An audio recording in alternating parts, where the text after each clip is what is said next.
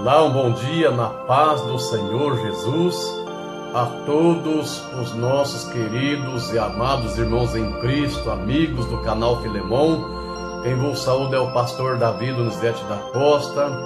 Quero aqui estar gravando mais uma videoaula nesta manhã e peço a você para se inscrever no meu canal. Você que não é inscrito, eu convido você a se inscrever.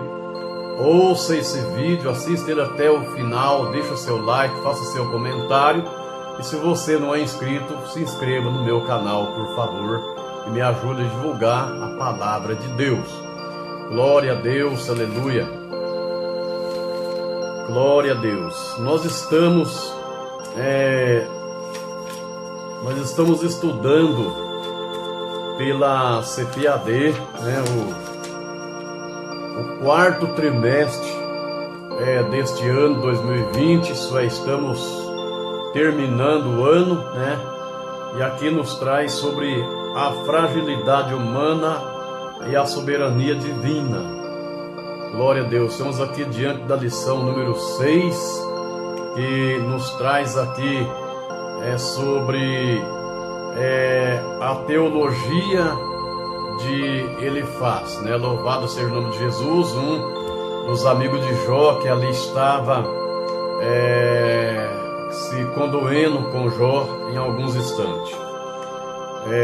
O texto áureo da nossa lição diz: lembra-te agora qual é o inocente que jamais pereceu, e onde foram os sinceros destruídos?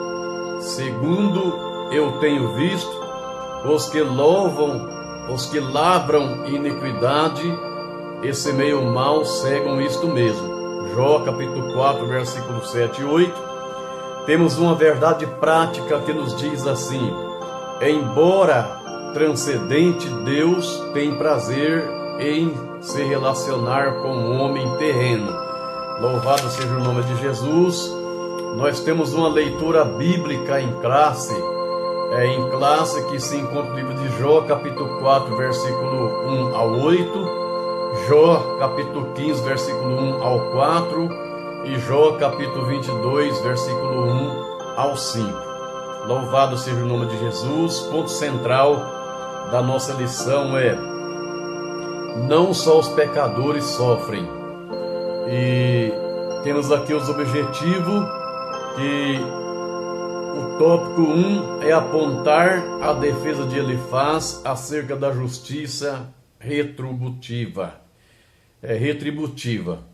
E nós vamos essa manhã fazer menção somente do tópico 1, para que o nosso vídeo não venha ficar tão extenso a ponto de as pessoas que iam assistir desanimar de assistir todo o vídeo.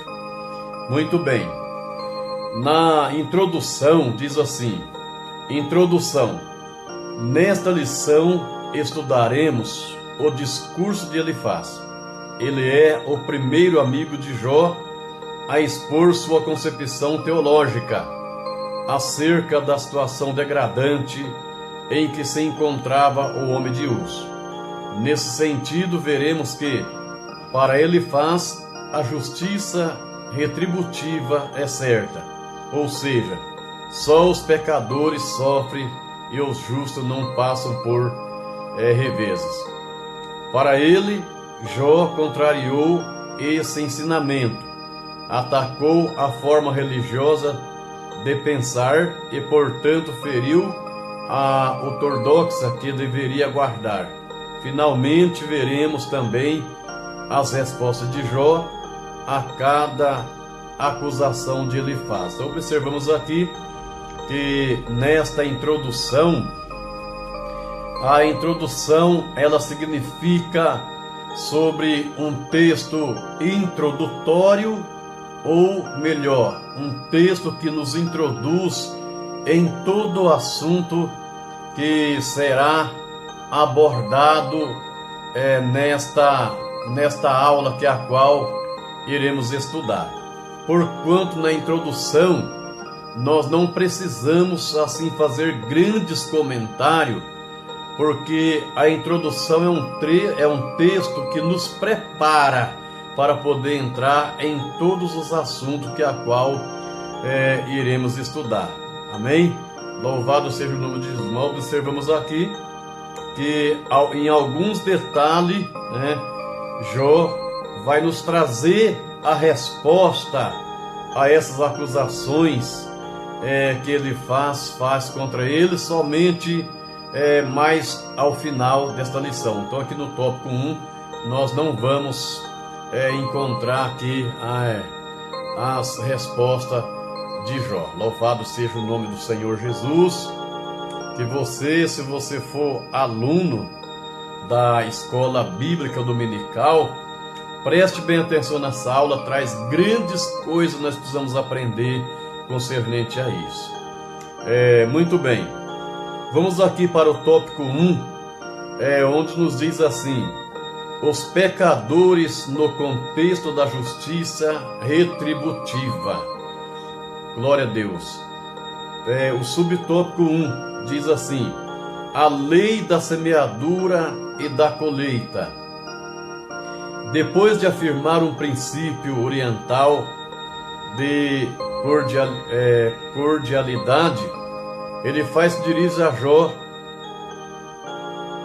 com uma defesa contundente do pensamento teológico tradicional, a justiça retributiva.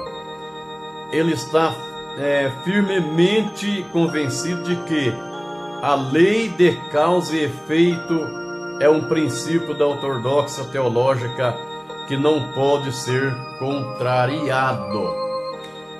Então nós observamos aqui que quando se fala de justiça retributiva, nós observamos que fala-se de uma teoria,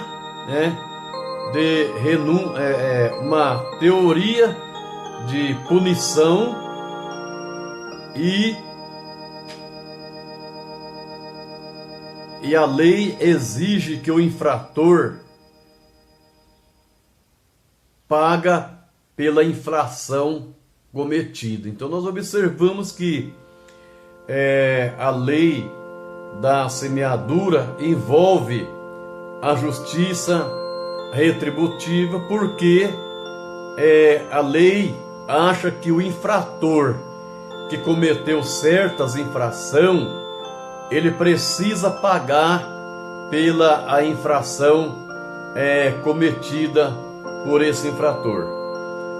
Observamos que a lei da semeadura é uma regra geral, e esta regra geral que ensina que cada pessoa colhe aquilo que planta. Então vamos um pouquinho mais para frente agora, passar aqui para o subtópico 2 do tópico 1, que fala assim: o homem colhe o que plantou. Será realmente que o homem colhe o que plantou? Existe a lei da semeadura, que muitas vezes nós já falamos aqui, no subtópico 1. Então observamos aqui que essa primeira parte do discurso de Elifaz compreende-se os capítulos 4 e 5, em que defende que o homem colhe o que planta. Observamos aqui que segundo eu tenho visto, os que lavram iniquidade semeiam mal e segue isso mesmo, que se encontra no capítulo 4, versículo 8 de Jó. Observe que para Elifaz, nós, habitante em um universo moral que exige consequência de nossas ações. Então, observamos aqui que uma coisa interessante foi que ele deixou de observar que a situação que Jó estava passando não era uma situação que Jó não estava colhendo o que plantou, porque até o próprio Deus, lá no capítulo 1 de Jó, no versículo de número 8, Deus faz ali uma pergunta, né, para Satanás. No versículo 7, pergunta para ele: tudo onde vem, Satanás? E ele responde: de rodear a terra e passear por ela, né? Então Deus fala com ele no versículo 8, dizendo o seguinte: e disse o Senhor a Satanás: observaste o meu servo Jó? Porque ninguém há na terra semelhante a ele, né? Ele é homem sincero, homem reto, homem justo, homem temente a Deus. É um homem que desvia-se do mal. Então observamos que se o próprio Deus testemunhou de Jó, que Jó era um homem reto, um homem sincero, um homem temente, um homem justo, que desviava-se do mal, então Elifaz não tinha nenhum direito de julgar a vida de Jó, achando que Jó estava colhendo aquilo que ele tinha plantado, que o próprio Deus disse que Jó não era um homem vacilante, que vivia pecando. Mas para Elifaz, nós habitamos em um universo moral que exige consequência de nossas ações. E observamos que a Bíblia mostra esse princípio. Por exemplo, o salmista, ele confirma que Deus é bom, que Deus é justo e por isso recompensa os bons e pune os maus. E o Novo Testamento também atesta esse princípio, dizendo: porque os olhos do Senhor estão sobre o justo, mas o rosto do Senhor é contra os que fazem mal. Observamos aqui também em Provérbio 3,12, né? Portanto, Elifaz defende que o pecado sempre produz consequência, mas que somente os pecadores pagam por isso. Será que realmente somente os pecadores pagam as consequências do pecado, meus irmãos? Né? Na minha simplicidade, e eu quero dizer a todos vocês que assistiram esse vídeo, que não era o caso de Jó. Jó não tinha praticado um pecado. Jó estava passando apenas por uma provação pela permissão de Deus. Mas quando nós também, como justos, nós pecamos, os nossos pecados também são perdoados, mas também nós pagamos, sofremos a consequência do nosso pecado, né? Que não é o caso de Jó. Assim, segundo Elifaz, se Jó estava sofrendo, era porque havia pecado. O que cabia a Jó fazer na sua ideia ou na sua teologia pessoal? Você que assiste esse vídeo. Então cabia a Jó assumir a responsabilidade moral de seu pecado. Não havia para Elifaz, não havia outra opção a não ser Jó assumir a responsabilidade do seu pecado. E eu observo aqui que o comentarista até deixou escrito aqui: quantos são os que fazem acusações precipitadas quando alguém está passando por momentos delicados, momentos difíceis, né? E quantas pessoas precipitadamente julgam, né? Muitos cometem injustiça e esquecem de que Deus é quem pode ver todo lado da questão.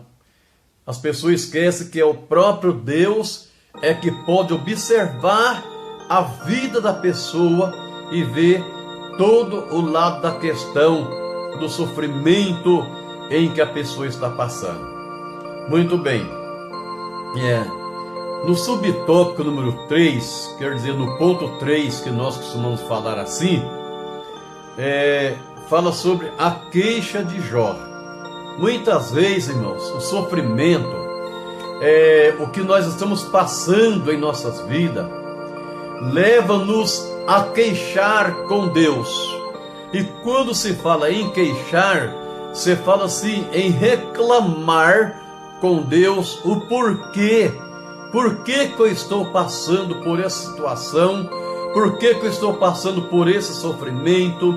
Por que eu estou passando por essa luta, por essa provação? Muitas vezes nos leva a queixar com Deus e falar: Senhor, o Senhor tem visto a minha vida na terra, o Senhor tem visto o meu procedimento, o meu comportamento. Por que estou passando por isso? Então Jó também, ele começou a não blasfemar contra Deus, a não murmurar contra Deus, mas ele passou a queixar-se com Deus concernente a sua defesa. Em sua defesa, Jó se contrapõe sobre a teologia de Elifaz. Então ele começou nesta queixa a trazer uma contradição contra a teologia de Elifaz, em Jó capítulo 6 ao capítulo 7. Que observamos aqui que essa teologia era a base de como se imaginava o universo governado por uma lei moral de causa e efeito. Observamos aqui que há uma recompensa para os bons e uma punição para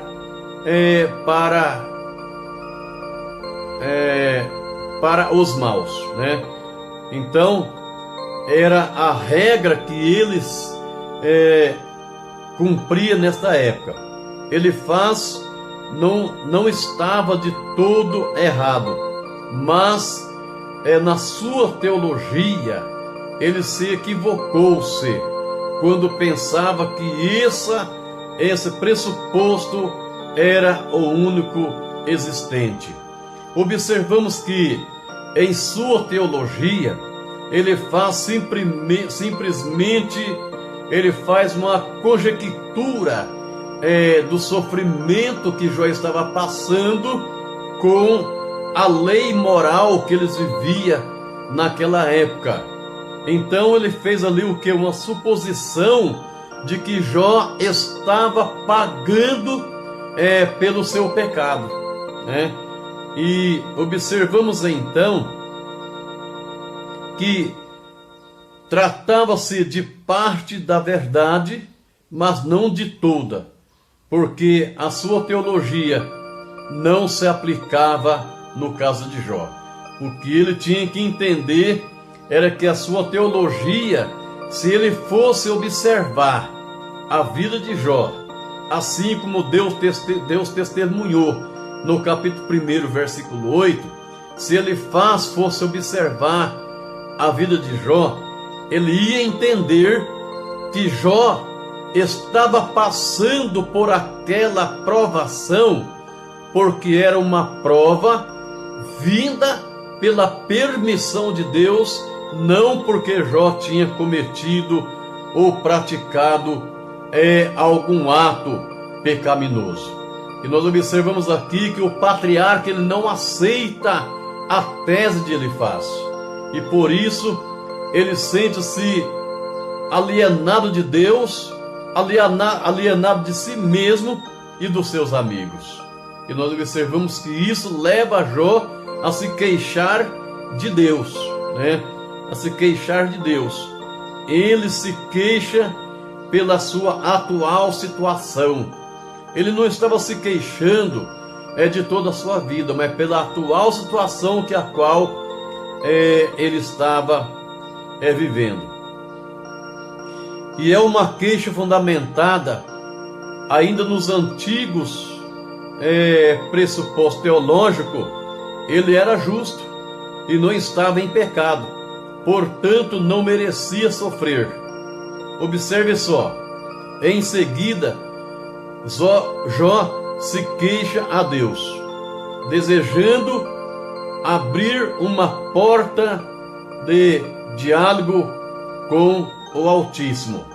Então, aquela queixa que Jó estava queixando era um desejo imenso que ele tinha, que fosse aberta uma oportunidade para que ele conversasse com Deus, perguntasse diretamente para o próprio Deus o porquê que ele estava passando por aquela situação.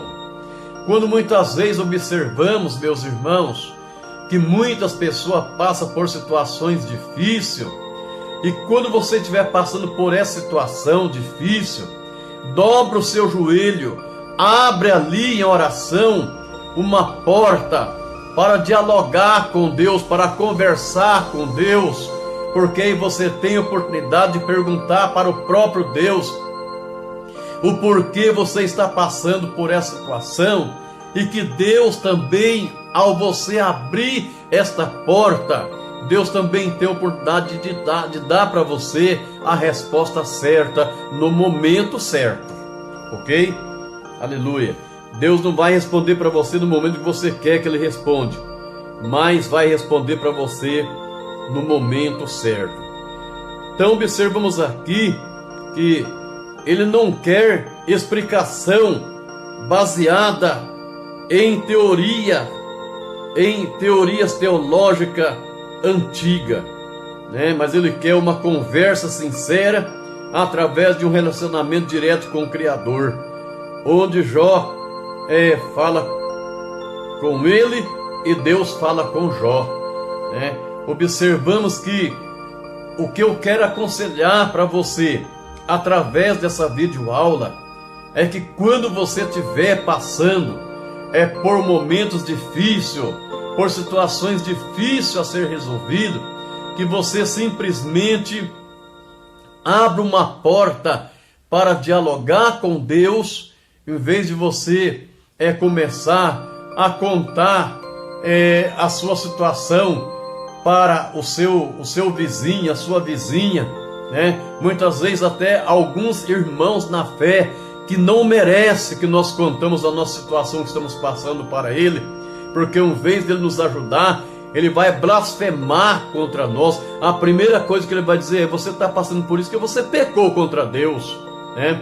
E ele vai também sair contando para um e outro a situação que nós estamos vivendo.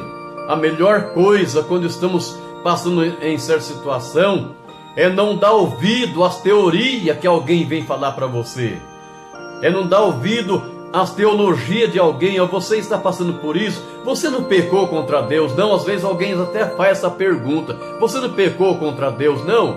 Por que você está passando por essa situação?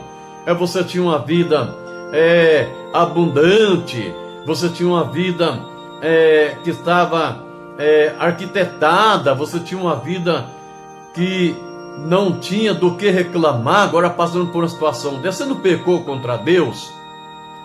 Não dê ouvido a essa teologia. Mesmo dentro da sua própria igreja onde você congrega, existe irmãos da fé que está ali, né, servindo a Deus, ele junto com você, mas quando vê você passar por certa situação, ele não tem uma teologia para te ajudar, mas só para te condenar. Foi o caso de Elifaz, né, que foi ali, e ali diante da sua teologia, ele queria simplesmente trazer uma condenação.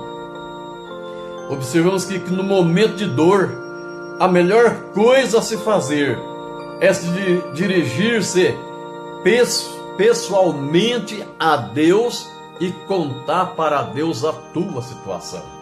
Aleluia. E assim eu encerro aqui esta videoaula, lendo para você a síntese do tópico 1. Diz assim: Elifaz traz a lei retributiva da semeadura e da colheita, mas Jó contesta essa lei em relação a si mesmo. Louvado seja o nome de Jesus. Queridos, não perca a escola bíblica dominical na sua igreja. Continua, vai assistir essa aula, vai participar desta aula, porque nós falamos aqui só o primeiro tópico e no segundo e o terceiro, tem muita coisa que nós precisamos aprender. Eu já li todas, por isso que estou falando isso. Deus abençoe você em nome de Jesus. Deixa aí o seu joinha e inscreva no meu canal. Amém? Glória a Deus.